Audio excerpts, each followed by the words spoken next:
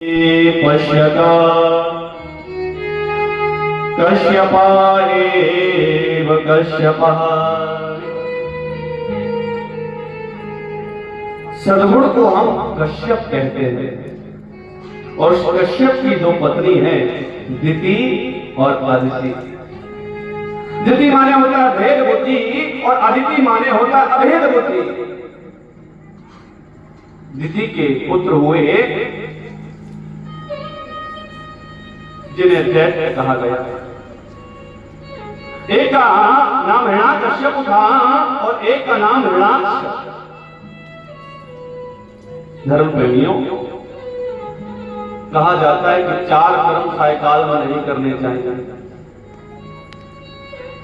कि संध्या काले च संप्राप्ते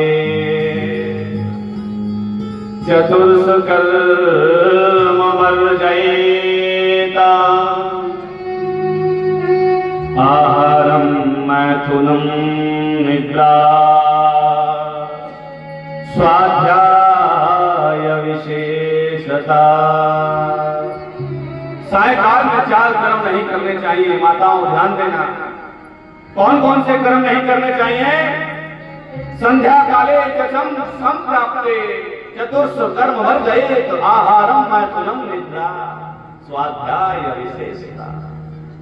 आहार सूरज उगने से पहले, सूरज को छुपने से पहले भोजन कर लेना चाहिए। ऐसे साधु संत और भक्त वैष्णव वृंद कहते हैं। सूरज छुपने से पहले भोजन कर लेना चाहिए। अगर सूरज मुदने के बाद में भोजन करते हैं तो कहा जाता है कि शरीर में व्याधियां आ जाते हैं, रोग आ जाते हैं। हम खुद रात को 12 बजे भोजन करते हैं महाराज। कर उपदेश कुशल बहू तेरे। हम आपको बता रहे हैं हमारा खुद भोजन 12 बजे हो रहा है, बताओ। लेकिन 7 दिन हो रहा है, रोज नहीं होगा। ध्यान देना, फिर तो समय समय से पाएंगे। और यहाँ आपके क्षेत्र में कथा का जो समय होता है ना, थोड़ा विपरीत होता है। हमारे यहाँ दिन में कथा होती है, आपके यहाँ रात में होती है।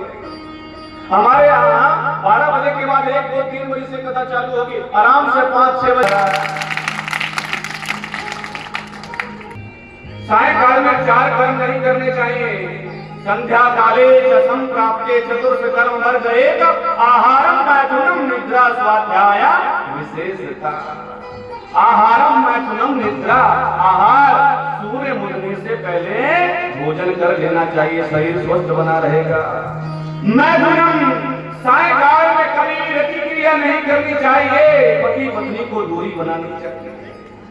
हाँ, सायकाल में पति और पत्नी को एक बिस्तर पर सोना नहीं चाहिए। अगर सायकाल में पति पत्नी एक साथ संबंध बनाते हैं, सोते हैं, अगर गर्भ फैल गया तो कहा जाता है कि सायकाल में शिव के गण भ्रमण कर रहे होते हैं। हाँ, शिव के गण जो भ्रमण कर रहे होते हैं, सायकाल में रुका हुआ संतान जब पैदा होगी तो तुमको रुलाने वाली होगी, रुलाने वाली होगी। हाँ, मैथुनम निद्रा, सायकाल में कभी सोना नहीं चाहिए।